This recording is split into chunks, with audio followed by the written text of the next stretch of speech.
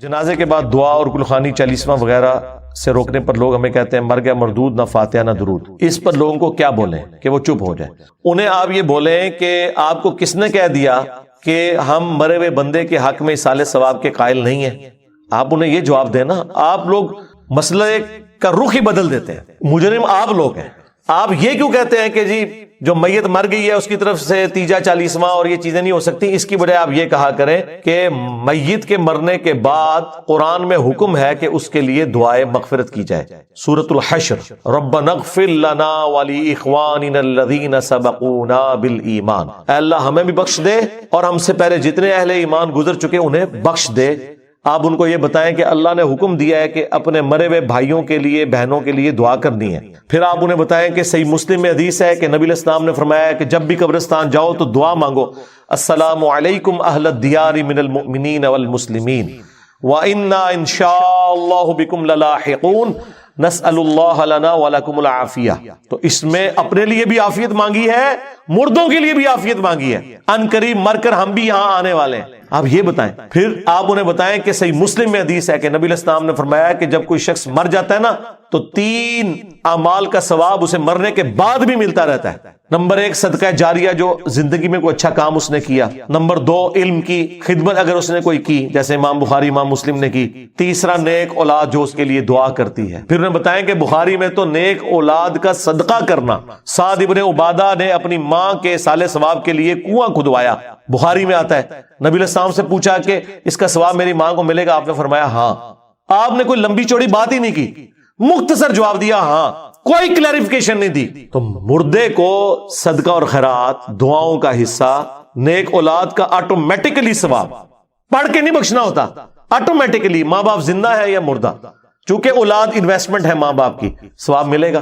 اصالہ ثواب کے 10 طریقے، یہ میری ویڈیو دیکھیں۔ جب آپ یہ ساری باتیں کریں گے اور ان کو یقین آ جائے گا کہ آپ وہابی نہیں ہیں، آپ قرآن و سنت کے ماننے والے ہیں، حالانکہ وہابی بیچارے بھی یہ نہیں کہتے، بدنام زیادہ ہو گئے ہیں وہ اپنی غلط حرکتوں کی وجہ سے۔ ان کو شیطان اس طرف لگا دیتا ہے جس کی ضرورت ہی نہیں ہوتی، وہ سٹارٹ ہی ایسے الٹے طریقے سے کرتے ہیں کہ کسی نے بات ماننی بھی ہے تو نہیں ماننی۔ یہ ساری باتیں کرنے کے بعد آپ پھر آگے معاملے کو لے کے چلیں اور بتائیں کہ بھئی نبی علیہ السلام کی 3 جوان بیٹیاں شادی شدہ حضور کی زندگی میں فوت ہوئی ہیں، آپ نے تینوں کو دفنایا، کسی کا تیجا 40واں نہیں کیا، نہ کسی کا مزار بنوایا۔ آپ ہمیں کوئی بتا دیں کہ نبی علیہ السلام نے کوئی تیجا 40واں ان کا کیا ہو تو انشاءاللہ ہم بھی کریں گے اپنے ماں باپ کا۔ تو ٹائم قیامت تک جائے اے پھر تکیو وہ ایسا مردود ہوئے گا، یا قبول کر لے گا گل یا خود مردود ہو کے۔ سنن ابی داؤد میں 4753 ہے، مسند امام احمد میں جلد 4 صفحہ 287 پر 18557 ہے، اور المستدرک للحاکم میں 107 نمبر حدیث ہے، مشکات میں 1630 نمبر ہے۔ اچھا، یہ ابو داؤد کی جو اس کی روایت ہے اور مسند احمد کی، اس میں آمش مدلس ہے اور ان سے روایت کر رہا ہے، لیکن جو المستدرک للحاکم کی روایت ہے اس میں امام آمش نے اپنی سماع کی تصریح کی ہے اور انہوں نے کہا کہ میں نے حدیث سنی ہے، ان سے روایت نہیں کی بلکہ انہوں نے حدثنا سے کی ہے۔ المستدرک للحاکم 107 نمبر حدیث، میں وہ پڑھنے لگا ہوں ورڈ بائی ورڈ تاکہ اس کا سوز و گداز جو ہے وہ قائم رہے۔ برا بن عازب رضی اللہ تعالیٰ عنہ بیان کرتے ہیں کہ ہم رسول اللہ صلی اللہ علیہ وسلم کی مائیت میں ایک انصاری شخص کے جنازے میں شریک ہوئے۔ ہم قبر تک پہنچ گئے، ابھی اس کی لحد تیار نہیں ہوئی تھی کہ رسول اللہ صلی اللہ علیہ وسلم ہمارے پاس بیٹھ گئے، ہم بھی آپ صلی اللہ علیہ وسلم کے گرد بیٹھ گئے، اس حال میں گویا ہمارے سروں پر پرندے ہیں، یعنی فل اٹینٹو ہو کر آپ صلی اللہ علیہ وسلم کے ساتھ ہم بیٹھ گئے۔ آپ کے مبارک ہاتھوں میں ایک لکڑی تھی جس سے آپ زمین کورید رہے تھے۔ آپ صلی اللہ علیہ وسلم نے سر مبارک اوپر اٹھایا اور فرمایا عذاب قبر سے اللہ کی پناہ طلب کیا کرو۔ آپ نے 3 بار یہ بات ارشاد فرمائی۔ پھر آپ صلی اللہ علیہ وسلم نے ارشاد فرمایا بندہ مومن جب دنیا سے رابطہ توڑ کر آخرت کی طرف متوجہ ہوتا ہے، یعنی جب اس کی موت کا وقت آتا ہے، تو سورج کی طرح چمکتے دمکتے سفید چہروں والے فرشتے جنتی خوشبودار جنتی کفن لے کر اس کے پاس آتے ہیں، حتیٰ کہ وہ حد نظر تک اس کے سامنے بیٹھ جاتے ہیں۔ پھر ملک الموت تشریف لاتے ہیں، حتیٰ کہ وہ اس کے سر کے پاس بیٹھ جاتے ہیں۔ اچھا، قرآن میں ملک الموت کا نام آیا ہے، سورہ سجدہ کے اندر، احادیث کے اندر بھی۔ البتہ تورات میں اس کا نام اسرائیل بھی آیا ہے، اور ہمارے اہل سنت کے جو اولین مفسرین ہیں امام طبری رحمہ اللہ المتوفى 310 ہجری، انہوں نے بھی یہ ورڈ استعمال کیا ہے، لہٰذا موت کے فرشتے کو اسرائیل کہنا بھی جائز ہے ہمارے سلف کے ہاں، کیونکہ آج کل بعض لوگ کہتے ہیں اسرائیل نہیں ملک الموت ہی کہنا چاہیے، اسرائیل کا لفظ بھی ثابت ہے۔ پھر ملک الموت تشریف لاتے ہیں، حتیٰ کہ وہ اس کے سر کے پاس بیٹھ کر کہتے ہیں پاکیزہ روح اللہ کی مغفرت اور اس کی رضامندی کی طرف چل۔ وہ روح ایسے نکلتی ہے جیسے مشکیزے سے پانی کا قطرہ، بالکل غیر محسوس طریقے سے اس کی روح نکال لی جاتی ہے۔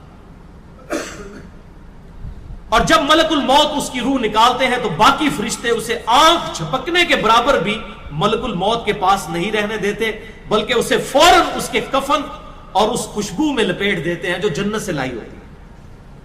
پھر اس کی روح کو لے کر بلند ہوتے ہیں، اور فرشتوں کی جس جماعت کے پاس سے وہ گزرتے ہیں تو فرشتے پوچھتے ہیں کہ یہ کیسی خوشبو ہے، تو وہ اس کے دنیا کے ناموں میں سے بہترین نام لے کر بتاتے ہیں کہ یہ فلاں بن فلاں کی روح ہے، حتیٰ کہ وہ اسے آسمان دنیا تک لے پہنچتے ہیں اور اس کے لیے دروازے کھولنے کی اجازت طلب کرتے ہیں، تو جنت کے جو آسمانوں کے دروازے ہیں اس کے لیے کھول دیے جاتے ہیں۔ پھر ہر آسمان کے مقرب فرشتے اگلے آسمان تک اسے پروٹوکول دیتے ہوئے اس روح کے ساتھ جاتے ہیں، حتیٰ کہ اسے 7ویں آسمان تک پہنچا دیا جاتا ہے۔ تو اللہ تعالیٰ فرماتا ہے میرے بندے کا نامہ اعمال علیین میں لکھ دو، جو سورۃ المطففین میں آیا ہے۔ علیین اور سجین یہ دو مقامات ہیں۔ ایمان والوں کی روحیں جو ہیں علیین میں ان کا نامہ اعمال لکھا جاتا ہے، اور جو منافقین ہیں مجرم ہیں سجین میں لکھا جاتا ہے۔ سورۃ المطففین سورت نمبر 83 ہے، پارہ نمبر 30 کے اندر۔ اور اسے واپس دنیا کی طرف لے جاؤ، کیونکہ میں نے انہیں اسی دنیا سے پیدا کیا اور اسی میں انہیں لوٹاؤں گا، اور پھر دوبارہ اسی سے نکالوں گا۔ پھر اس کی روح اس کے جسم کی طرف لوٹا دی جاتی ہے، لیکن یہ لوٹنا دنیا کا سا لوٹنا نہیں ہوگا، یعنی وہ لوٹنے کے بعد یہ نہیں ہے کہ مردہ قبر میں کوئی بیٹھ جائے گا ہمیں نظر آئے گا۔ یہ سب کچھ برزخی معاملات ہوں گے جو میں نے پچھلی دفعہ ڈسکس کیے تھے سورہ فاطر کی آیت نمبر 42 کے تحت، کہ نیند کی حالت میں بھی انسان کی روح قبض ہوتی ہے، لیکن اس کو چٹکی کاٹے تو وہ جاگ اٹھتا ہے، روح کا تعلق بھی رہتا ہے اس حالت میں بالکل اس طریقے سے۔ یہ ایک ڈیفرنٹ لائف ہے، برزخی۔ پھر 2 فرشتے اس کے پاس آتے ہیں، یعنی اس کی قبر میں، اسے بٹھا کر پوچھتے ہیں۔ اب یہ وہ 4 سوال یہاں پر آ رہے ہیں اس ڈیٹیل حدیث میں۔ پہلا سوال کرتے ہیں تیرا رب کون ہے؟ من ربک؟ وہ کہتا ہے ربی اللہ، میرا رب اللہ ہے۔ دوسرا سوال پوچھتے ہیں تیرا دین کیا ہے؟ ما دینک، تیرا دین کیا ہے؟ تو وہ کہتا ہے میرا دین اسلام ہے۔ پھر پوچھتے ہیں کہ وہ آدمی جو تم میں مبعوث کیے گئے وہ کون ہے؟ اب یہاں پر وہ ڈیٹیل آئی، الذی بعث فیکم، وہ شخص جو تم میں مبعوث کیا گیا تھا وہ کون تھا؟ تو یہ جو کہتے ہیں نا قبر میں آپ صلی اللہ علیہ وسلم آ جاتے ہیں، تو کہ کسی حدیث میں بھی نہیں ہے، اس میں ڈیٹیل آ گئی کہ اس سے پوچھا جاتا ہے جو شخص تم میں پیغمبر بنا کر بھیجا گیا وہ کون تھا؟ تو وہ کہتا ہے ہوا محمد رسول اللہ، وہ اللہ کے رسول محمد صلی اللہ علیہ وسلم۔ مسئلہ حاضر و ناظر میرا ریکارڈ ہے، مسئلہ نمبر 7، جس میں میں نے یہ تمام شبہات کلیئر کی ہیں۔ یہ 3 سوالوں کے بعد، اچھا جامعہ ترمذی میں ایک حدیث ہے 3120، اس میں الفاظ ہیں کہ وہ پوچھتے ہیں من نبیو کا، تیرا نبی کون ہے؟ اس میں تو آیا نا کہ اس شخص کے بارے میں تیرا کیا عقیدہ ہے، اس میں من نبیو کا الفاظ ہے، جامعہ ترمذی 3120۔ اچھا اللہ کا شکر ہے کہ یہ نہیں پوچھتے تیرا فرقہ کون سا ہے، تو کس امام کی تقلید کرتا تھا، کیڑی مسیدی تو نماز پڑھتا سا ہے، دیکھ لو کوئی چیز نہیں، تیرا رب کون ہے، تیرا دین اور نبی صلی اللہ علیہ وسلم۔ تو دنیا میں بھی ہم یہی کہتے ہیں اللہ رسول قرآن، یہی بات ہے، تو قبر کے اندر جا کر بھی یہی سوال ہوتا ہے۔ اب وہ جب 3 سوالوں کے جواب دیتا ہے تو فرشتے 4تھا سوال اس سے پوچھتے ہیں، جو میں نے قبر کا 4تھا سوال، مسئلہ نمبر 78، تمہیں کیسے پتا چلا، ان 3 سوالوں کے جواب تمہیں کیسے آئے؟ وہ کہتا ہے میں نے اللہ کی کتاب پڑھی تھی، میں اس کتاب پر ایمان لایا اور میں نے اس کے حق ہونے کی تصدیق کی۔ اللہ کی کتاب پڑھی ہوگی تو تصدیق کرے گا نا، اگر سنا کے سنی ہوگا تو کیا تصدیق کرے گا؟ ہاں پڑھا کے سنی ہوگا تو تصدیق کر دے گا۔ پھر آسمان سے آواز آتی ہے میرے بندے نے سچ کہا، اس کے لیے جنتی بچھونا بچھا دو، اسے جنتی لباس پہنا دو اور اس کے لیے جنت کی طرف دروازہ کھول دو۔ قبر کے اندر ہی جنت کی طرف دروازہ کھول دو۔ یعنی آپ سمجھ لیں جس طرح یہ اب ٹچ سکرین موبائل رکھ کے اور جناب لیپ ٹاپ رکھ کے سامنے لوگ بیٹھے ہوتے ہیں نا، تو ایک دوسری دنیا میں چلے جاتے ہیں، تو جنت کا فزیکلی دروازہ کھول دیا جائے گا، اس کو جنت کی ہوائیں بھی، خوشبو بھی آئے گی اور انتظار وہ کرے گا۔ وہاں اسے ہوا کے جھونکے اور خوشبو بھی آتی ہوگی اور حد نظر تک اس کی قبر کو کشادہ کر دیا جائے گا۔ خوبصورت چہرے، خوبصورت لباس اور بہترین خوشبو والا ایک شخص اس کے پاس قبر میں آئے گا اور کہے گا اس چیز سے خوش ہو جا جو چیز تجھے خوش کر دے، یہ وہ دن ہے جس کا تجھ سے وعدہ کیا جاتا تھا۔ وہ شخص پوچھے گا کہ اے شخص تو کون ہے؟ تیرا چہرہ بھلائی لانے والا چہرہ ہے۔ وہ جواب دے گا میں تیرا عمل صالح ہوں، یعنی نیک اعمال ایک خوبصورت انسان کی شکل میں اس کی قبر میں آ جائیں گے۔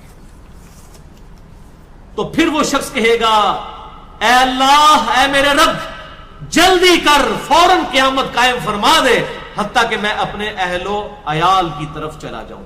یعنی مومن کہے گا اللہ جلدی جلدی قیامت آئے، مجھے تو اینڈ رزلٹ نظر آ رہا ہے، مجھ سے انتظار نہیں ہوتا، فوراً قیامت آ جائے۔ ابھی سائملٹینیس کنٹراسٹ آنے والا ہے۔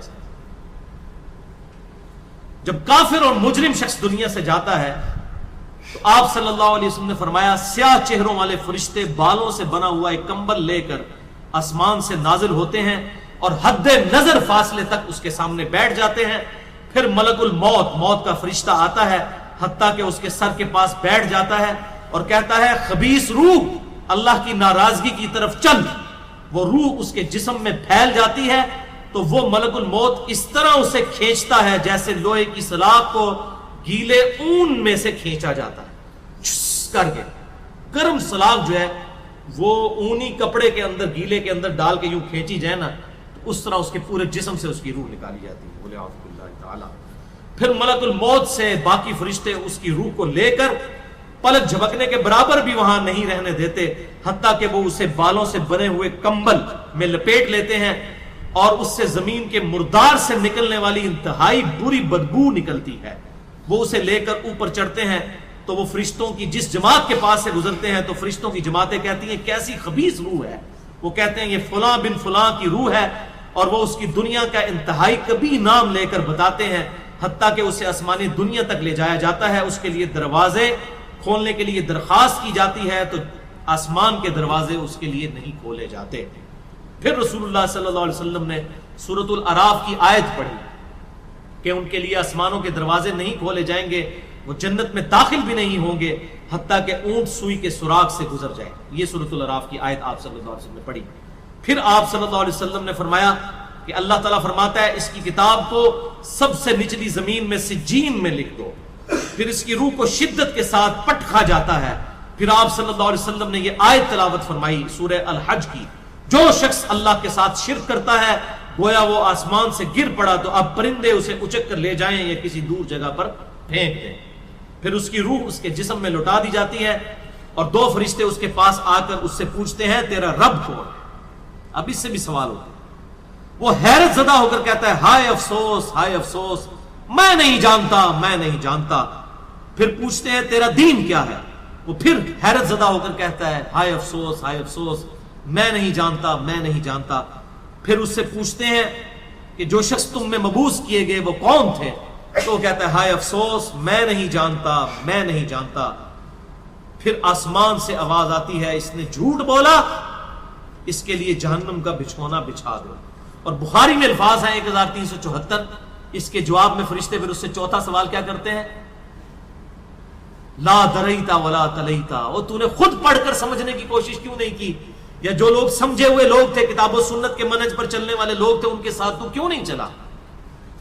اللہ تعالیٰ فرماتا ہے اس کے لیے جہنمی بچھونا بچھا دو، جہنم کی طرف ایک دروازہ کھول دو، وہاں سے گرمی اور گرم ہوا اس کی قبر میں آتی رہے گی۔ اس کی قبر کو اس قدر تنگ کر دیا جائے گا کہ اس کی پسلیاں ایک دوسرے کے اندر داخل ہو جائیں گی اور ایک قبیح چہرے والا شخص قبیح لباس میں انتہائی بدبودار حالت میں اس کے پاس آئے گا اور اسے کہے گا تمہیں ایسی چیزوں کی بشارت ہو جو تمہیں غمزدہ کر دیں، یہ تیرا وہ دن ہے جس کا تجھ سے وعدہ تھا۔ وہ پوچھے گا تو کون ہے؟ تیرے چہرے سے تو خیر کی توقع نظر نہیں آتی۔ وہ جواب دے گا میں تیرا خبیث عمل ہوں جو تو دنیا میں کیا کرتا تھا. بات عمل کے ساتھ ہی ہے, صرف کلمہ پڑھنا کافی نہیں ہے, عمل. پھر وہ کہتا ہے میرے رب قیامت قائم نہ کرنا, اے میرے رب قیامت قائم نہ کرنا. مومن کیا کہتا ہے؟ قیامت قائم کر رہا ہے اللہ. اب یہ وہ حدیث ہے وہ جس اس آیت کو حل کرتی ہے جو پچھلی دفعہ ایک بھائی نے سوال بھی کیا تھا. سورہ یاسین کی آیت نمبر ہے 52. قالوا یا ویلنا من بعثنا من مرقدنا, یعنی جب قبروں سے نکالا جائے گا مجرموں کو وہ کہیں گے ہائے افسوس ہمیں کس نے ہماری قبروں سے باہر نکالا. تو اللہ تعالیٰ کیا فرمائے گا؟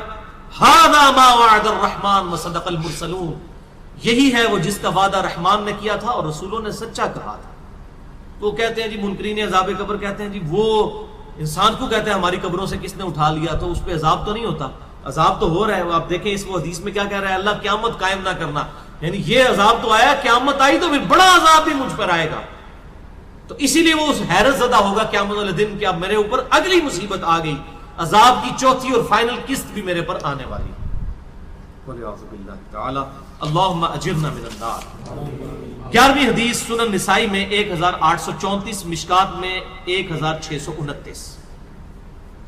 ابو ہریرہ رضی اللہ تعالیٰ عنہ کہتے ہیں آپ صلی اللہ علیہ وسلم نے فرمایا جب مؤمن شخص کی موت کا وقت آتا ہے تو رحمت کے فرشتے سفید ریشم لے کر آتے ہیں اور کہتے ہیں راضی ہونے والی پسندیدہ روح نکل, اللہ کی راحت اور رزق کی طرف چل, رب تجھ پر ناراض نہیں. تو وہ بہترین کستوری کی خوشبو کی طرح نکلتی ہے حتیٰ کہ وہ ایک دوسرے سے اسے لے کر اس طرح کرتے کرتے آسمان کے دروازوں تک پہنچ جاتے ہیں.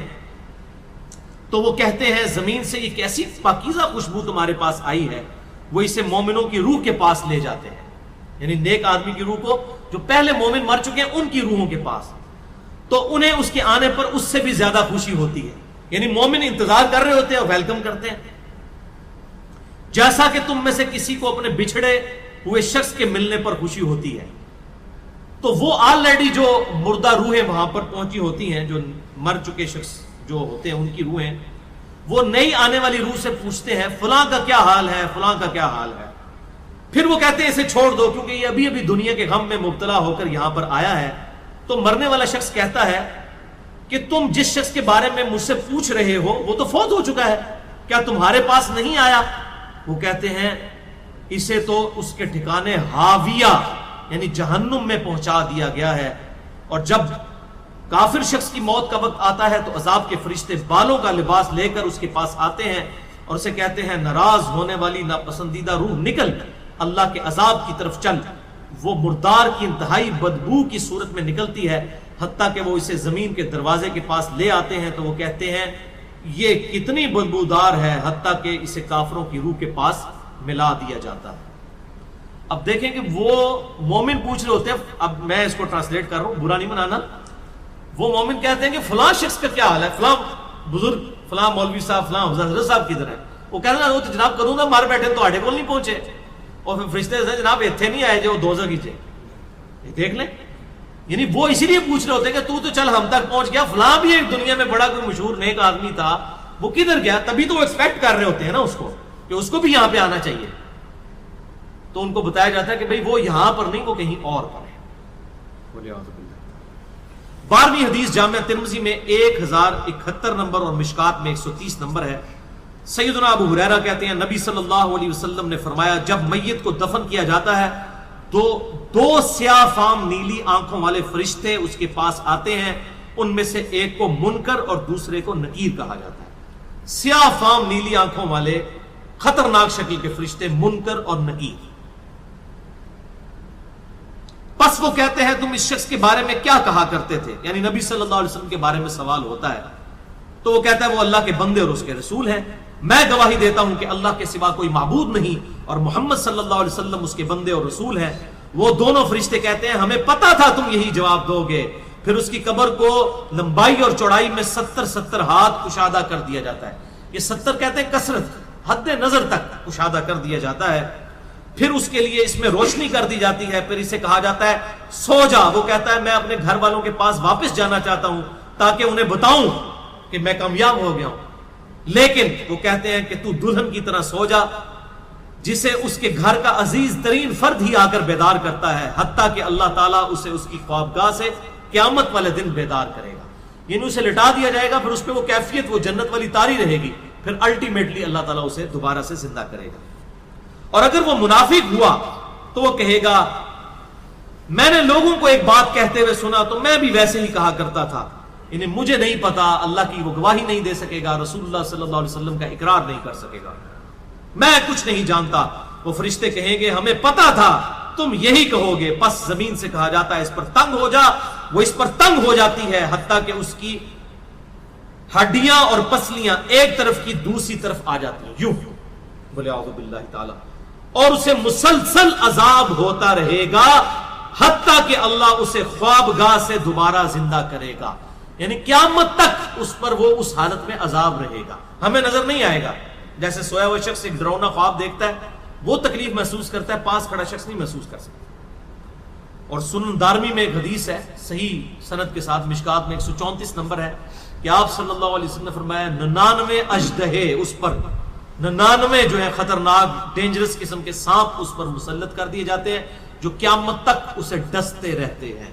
اور وہ اتنے خطرناک اژدہے ہیں، آپ صلی اللہ علیہ وسلم نے فرمایا کہ اگر ان میں سے کوئی ایک بھی دنیا پر اپنی پھنکار پھینک دے تو دنیا کی زمین کا بھی سبزہ نہ ہوگا، ایسا زہر ہے ان کے اندر. قل اعوذ باللہ تعالی. اللہم اجرنا من النار، اللہم اجرنا من النار. یہ بھائیو عذاب قبر کیمرے سے نہیں دیکھا جا سکتا، یہ اللہ تعالیٰ نے پردہ رکھا. 13ویں حدیث جامع ترمذی میں 2308، سنن ابن ماجہ میں 4267، مشکات میں 132. سیدنا عثمان غنی رضی اللہ تعالیٰ عنہ جب بھی کسی قبر کے پاس سے گزرتے تو اتنا روتے کہ ان کی داڑھی تر ہو جایا کرتی. ساتھیوں نے پوچھا حضرت جب دوزخ کا ذکر کرتے ہیں اس وقت تو آپ کی آنکھوں میں آنسو نہیں آتے، لیکن قبرستان آ کر آپ پر ایسی حالت کیوں طاری ہو جاتی ہے؟ تو سیدنا عثمان نے فرمایا کہ میں نے اپنے محبوب صلی اللہ علیہ وسلم سے سنا کہ بے شک قبر آخرت کی منزلوں میں سے پہلی منزل ہے، جو اس میں بچ گیا اگلی منزلیں اس کے لیے آسان ہوتی چلی جائیں گی، اور جسے یہاں پر مشکل درپیش ہوئی اس کی اگلی منزلیں اس سے بھی مشکل در مشکل ہوتی چلی جائیں گی. پھر آپ صلی اللہ علیہ وسلم نے فرمایا میں نے قبر سے زیادہ سخت اور برا منظر کبھی نہیں دیکھا. تو یہ حضرت عثمان غنی رضی اللہ تعالیٰ عنہ کی وہاں پر یہ حالت ہوتی تھی. اور اس میں کیا الفاظ ہے؟ قبر آخرت کی منزلوں میں سے پہلی منزل ہے، لہذا یہ پرفیکٹ دعا ہے، اللہم ربنا آتینا فی الدنیا حسنہ وفی الآخرۃ حسنہ وقنا عذاب النار. یہ مولویوں نے جو اپنے بیچ میں جو ہے وہ انجینئرنگ کرنے کی کوشش کی ہے، وقنا عذاب القبری، وقنا عذاب الحشری، یہ جو بدعت داخل کی ہے اس کی ضرورت ہی نہیں ہے، کیونکہ عذاب قبر بھی اس میں داخل ہے. اس میں الفاظ آپ نے دیکھ لیے کیا ہے، قبر آخرت کی منزلوں میں سے پہلی منزل ہے. تو وقنا عذاب القبری، وقنا عذاب الحشری کہنے کی ضرورت ہی نہیں ہے. ربنا آتینا فی الدنیا حسنہ وفی الآخرۃ حسنۃ وقنا عذاب النار. تو اس سے یہ بھی بات پتہ چل گئی کہ قبرستان جانے کا مقصد ہے آخرت کی یاد، جو صحیح مسلم میں حدیث ہے 2259 کہ قبروں پہ جایا کرو تاکہ آخرت کی یاد آئے. تو سیدنا عثمان بھی دیکھیں قبرستان جا کر وہاں پر آخرت کی یاد کے لیے جایا کرتے تھے. اور یہ حقیقت بات ہے، قبرستان جانے سے ہی انسان کا قبلہ درست ہوتا ہے.